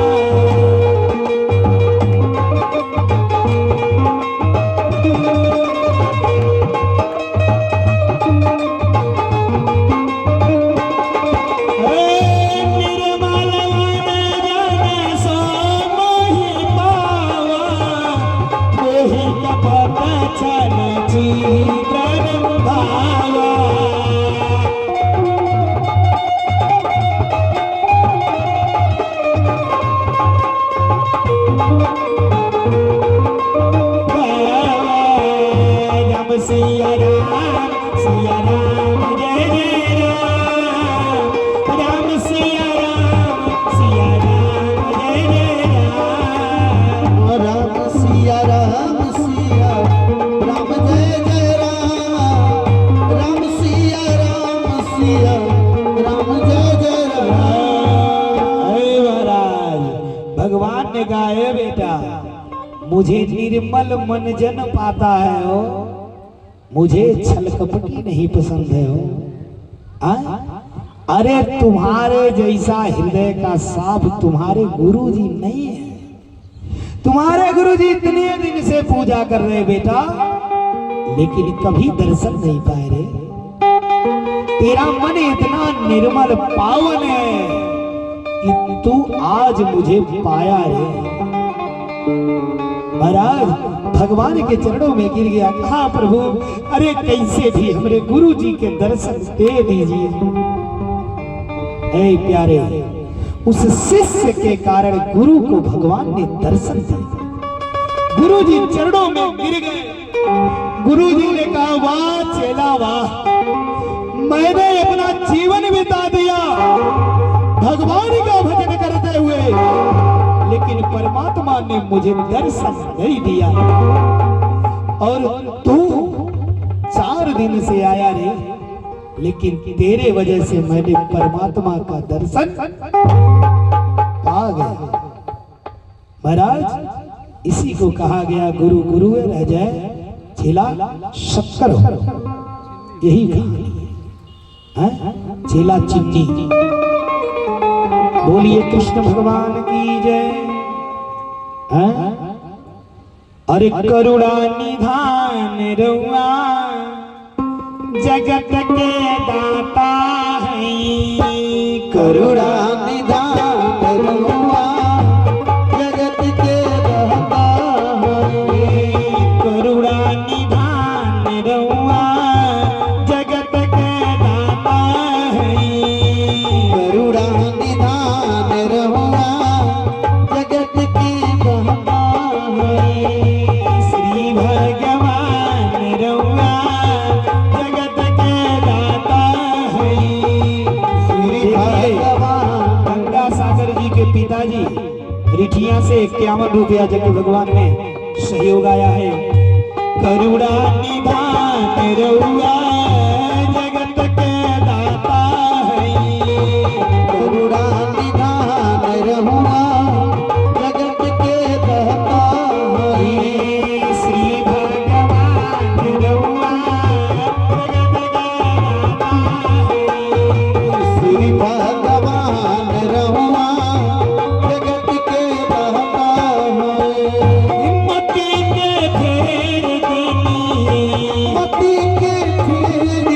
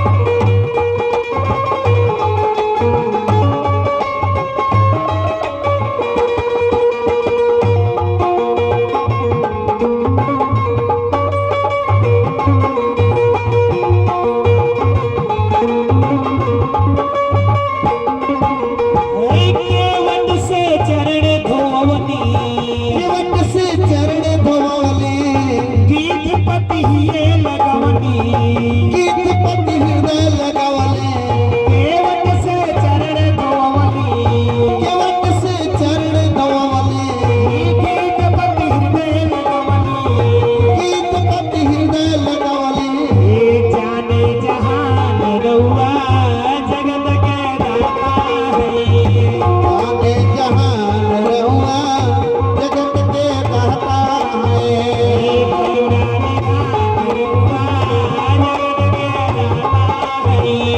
करुणा निधान रहुआ जगत के दाता है।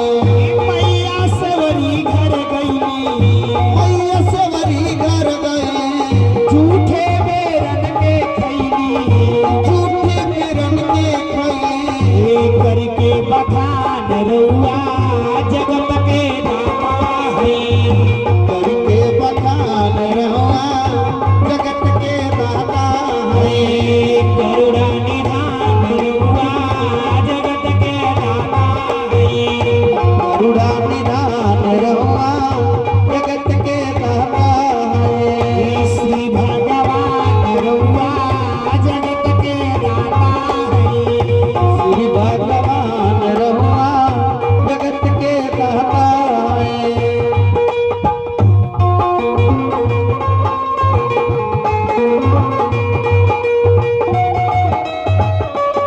राधे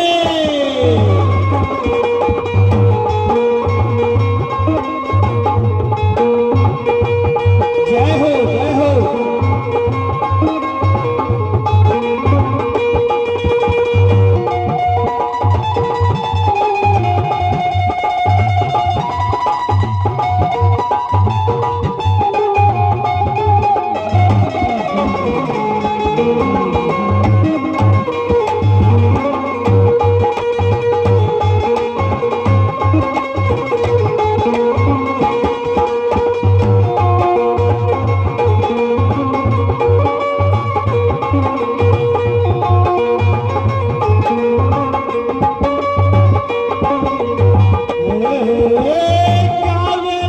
दास संजय काबिल दास संज्ञा खींच के तीन को चिचरी, खींच के तीन को चिचरी, कैली बुद्धिमान रउआ जगत के दाता है, करुणा निधान रहुआ जगत के दाता है। करुणा निधान रउआ जगत के दाता है, श्री भगवान रहुआ जगत के दाता है। करुणा निधान रउआ जगत के दाता है। करुणा निधान रहुआ जगत के दाता है। बोलिए कृष्ण भगवान की जय, श्री बाल कृष्ण लाल की जय। आए।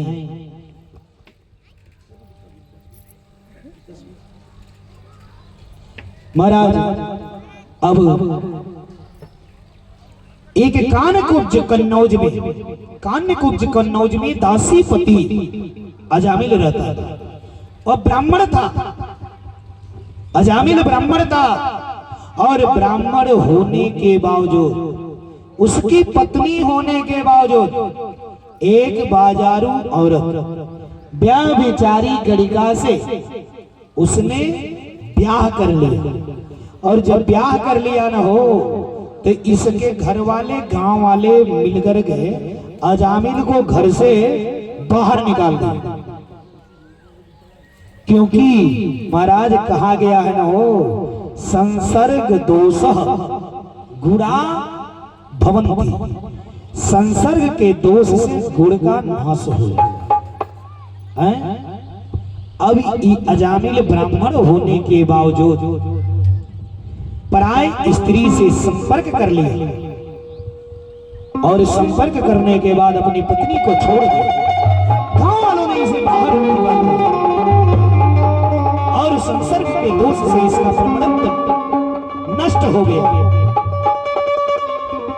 कहा गया न हो अरे ब्राह्मण मिट जात नीच के संसर्ग से, अक्षत्री मिट जाय नीज धर्म के बढ़ाए से, अब पवन के झकोरों से बादल मिट जात है,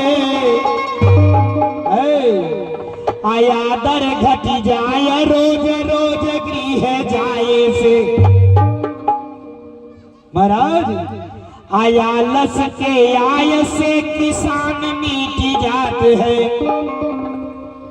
अगर किसान को आलस हो गया ना हो तो किसान फिर मिट जाएगा।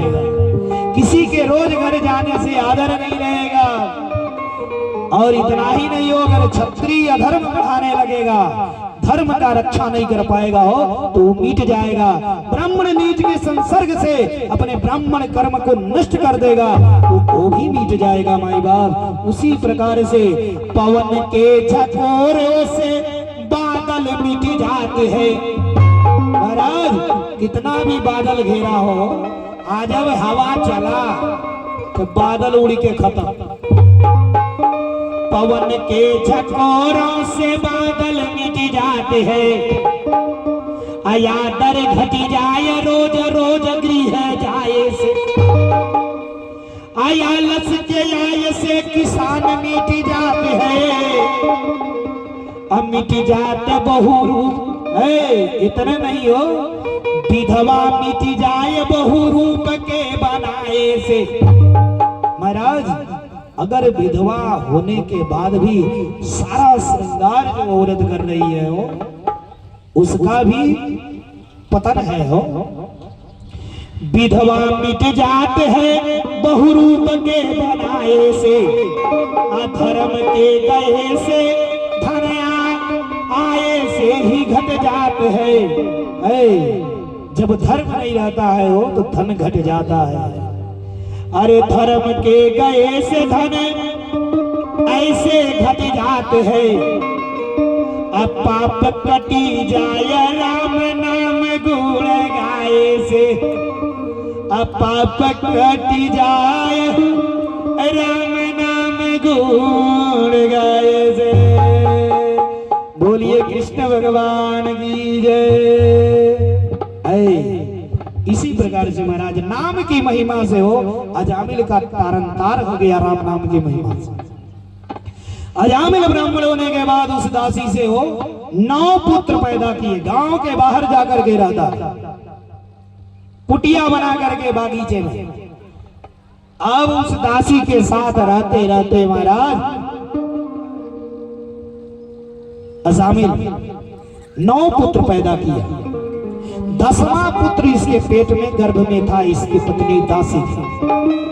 उसी समय कुछ ऋषि महर्षि लोग बद्रिका आश्रम में जा रहे थे।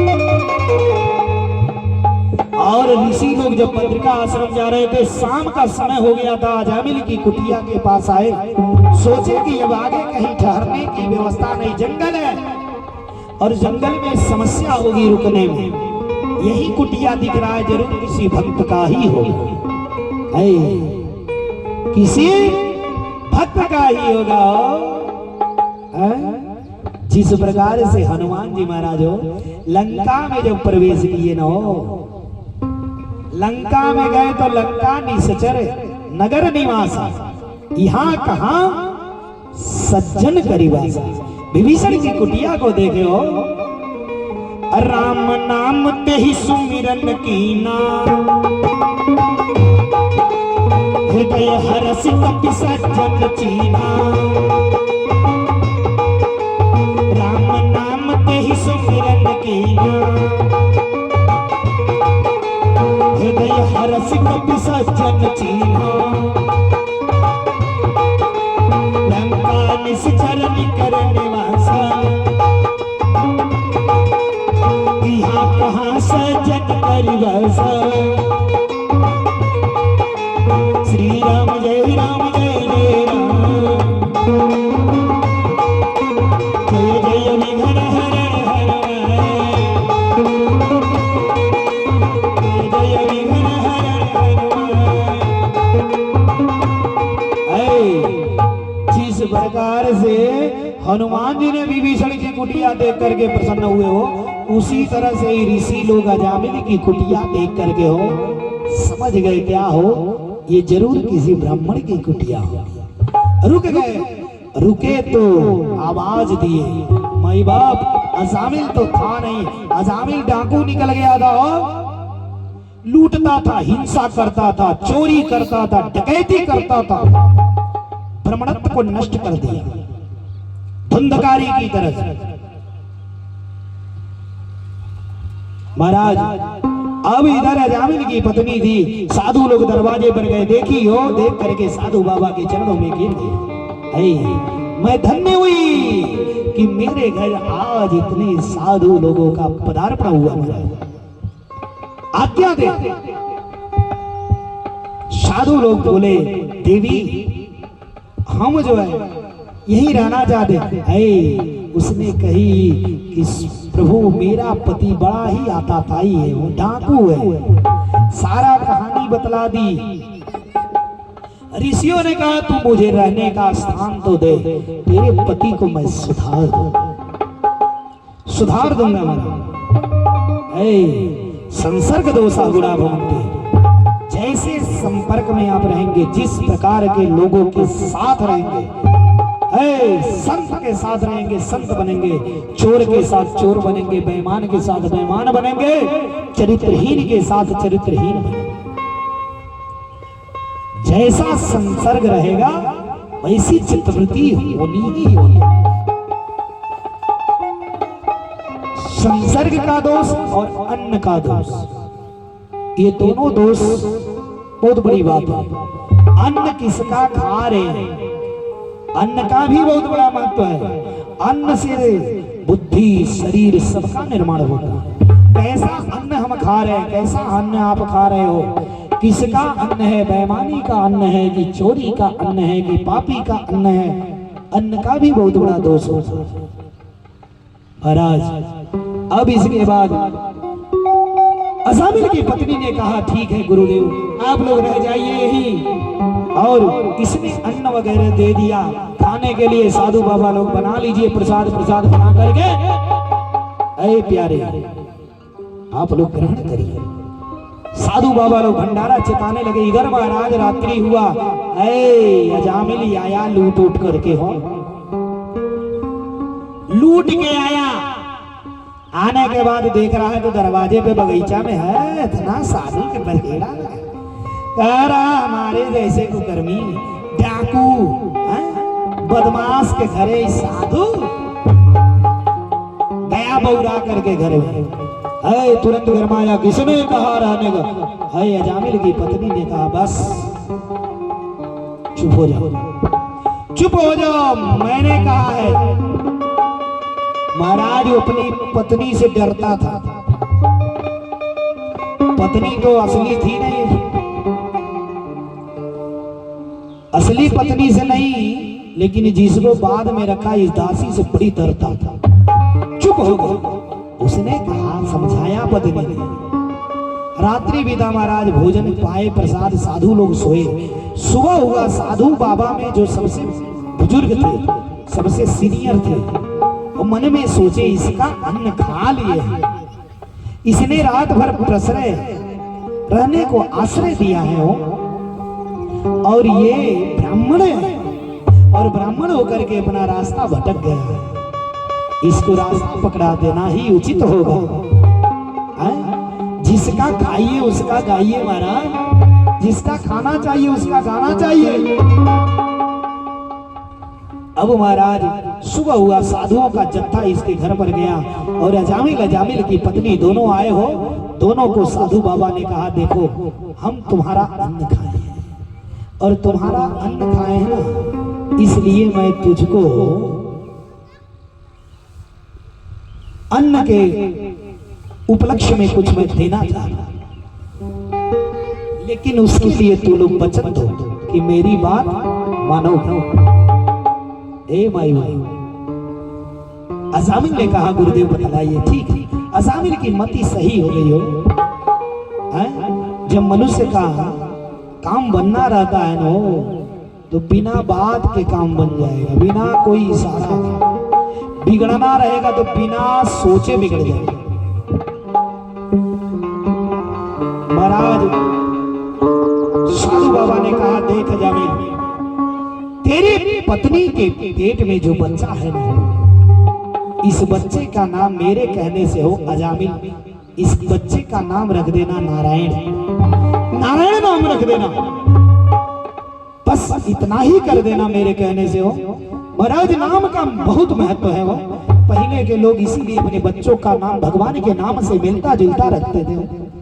आज के लोग चिंटू, पिंटू, टिंकू, चीकू, मीकू, ऐसा ऐसा नाम, सीहू, पीहू, क्या क्या रख देते कि घर के पुरनिया लोग नाम भी नहीं बुला पाएंगे नाती पनती के। ऐसा बिगड़ा हुआ ना। जथा नाम तो था गुड़, जैसी नाम रहेगी वैसे गुड़ भी होता है। वो नाम के हिसाब से गुड़ होता है। महाराज अब साधु बाबा को इसने आश्वासन दे दिया। महाराज साधु लोग अपनी बद्रिकाश्रम गए। समय आया, अजामिल के घर पुत्र का जन्म हुआ। अजामिल ने उस लड़के का नाम रख दिया नारायण। बच्चे का नाम रख दिया नारायण। 10वां पुत्र था वो। धीरे धीरे बच्चा बड़ा होने लगा। अजामिल की वृद्धावस्था हुई। अजामिल का शरीर रोगी हो गया, वृद्ध हो गया, मरने को हो गया हो। शरीरम व्याधि मंदिरम, ये शरीर रोग का मंदिर है। इसके शरीर में रोग प्रविष्ट हो गया, वृद्ध हो गया, मरने को हो गया। महाराज नाम की बड़ा महिमा होती है। वो नाम की इतनी महिमा होती है। सतरति सतरति लोकान तारयति। महाराज नाम की इतनी महिमा है। वो जो कथा करवाता है उसके तो 7 पीढ़ी का तारनतार होता ही है। लेकिन जो लोग कथा सुनते हैं, जितने भी लोग कथा सुनते हैं, उन सबके तारनतार होती है। सतरति सतरति लोकान तारयति। यजमान के तो 7 पीढ़ियों का तारनतार, लेकिन सुनने वाले का भी तारनतार होता है। महाराज अब यजामिल नारायण राम रखा था, बीमार पड़ गया, मरने को हुआ। जमराज के दूत 4 हुआ करके इसके बिस्तर के पास खड़े हो गए। लगे खींचने चल, इसकी प्राण वायु खींचने लगे हो। बेचैन होकर के, व्याकुल होकर के अजामिल ने अपने पुत्र को बुलाया। पुत्र को नारायण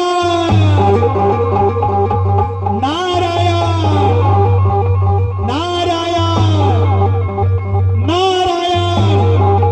महाराज जैसे अपने पुत्र को बुलाया, महाराज पुत्र तो अभी सुना ही नहीं हो भाई, लेकिन हमारे परम पिता परमेश्वर ने सुन लिया। और जैसे सुना महाराज, भगवान के 4 पार्षद आ गए।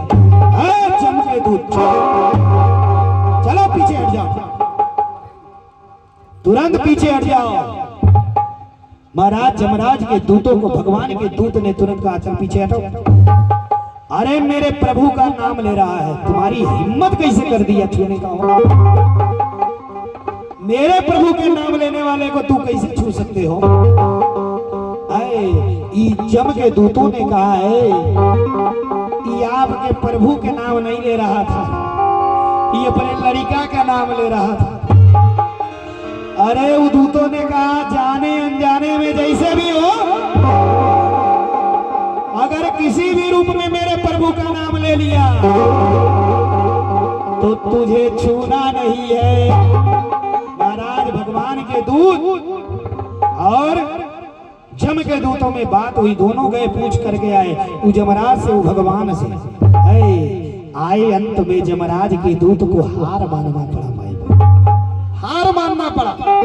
हार मान करके जमराज के दूत उस राम नाम की महिमा के नाते अजामिल को छोड़ करके चले गए हो, और अजामिल बच गए। अजामिल बच गया माई बाप।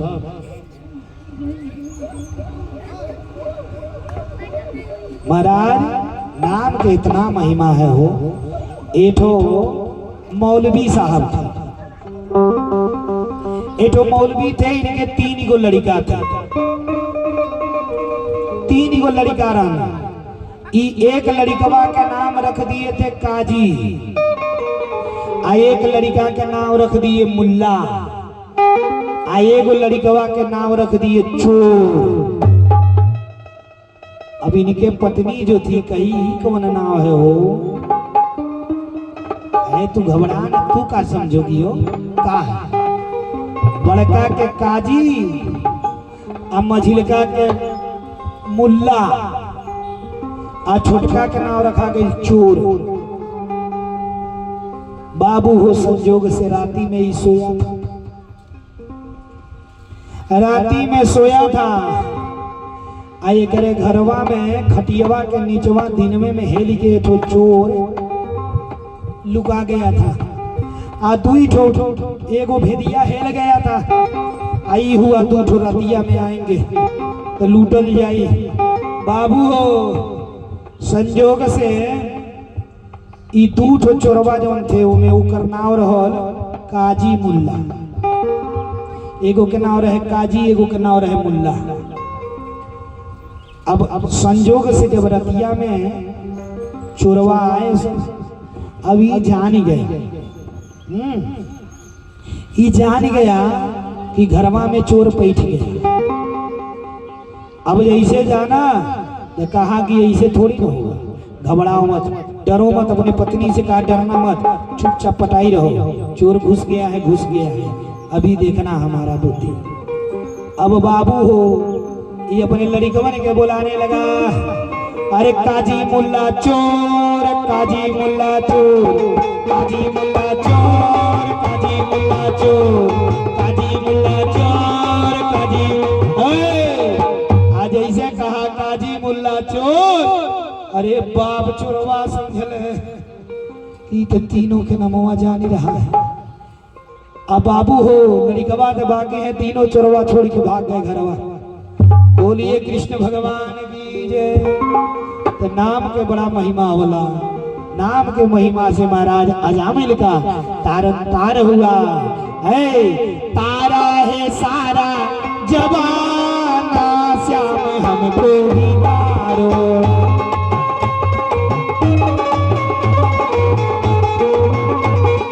तारा है सारा जवाना, श्याम हमको ही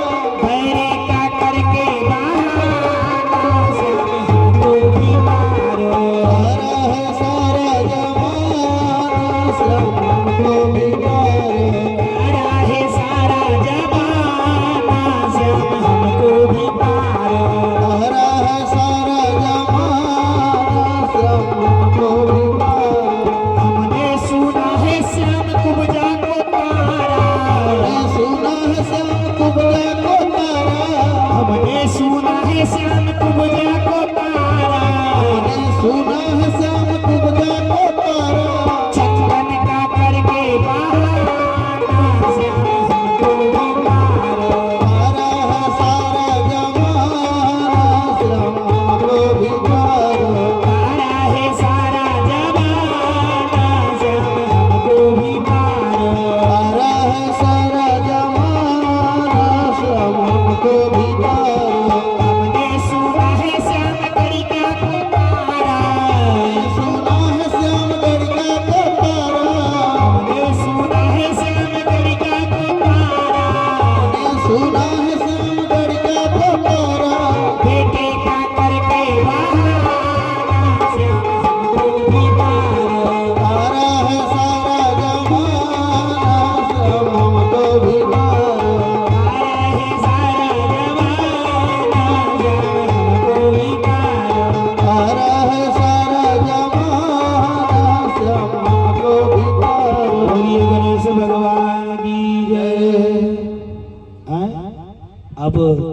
शेष कथा कल 2 बजे से, चूंकि कल परसों पूर्णाहुति है, कल ही कथा होना है केवल, तो कल समय से 2 बजे।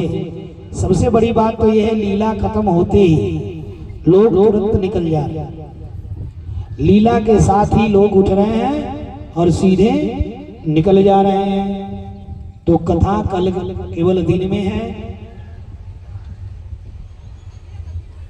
2 बजे से आप लोग समय से पंडाल में आएंगे। 2 बजे से 5 बजे तक कथा श्रवण कराया जाएगा। जय श्री राधे, जय श्री कृष्ण, जय श्री हनुमान जी महाराज।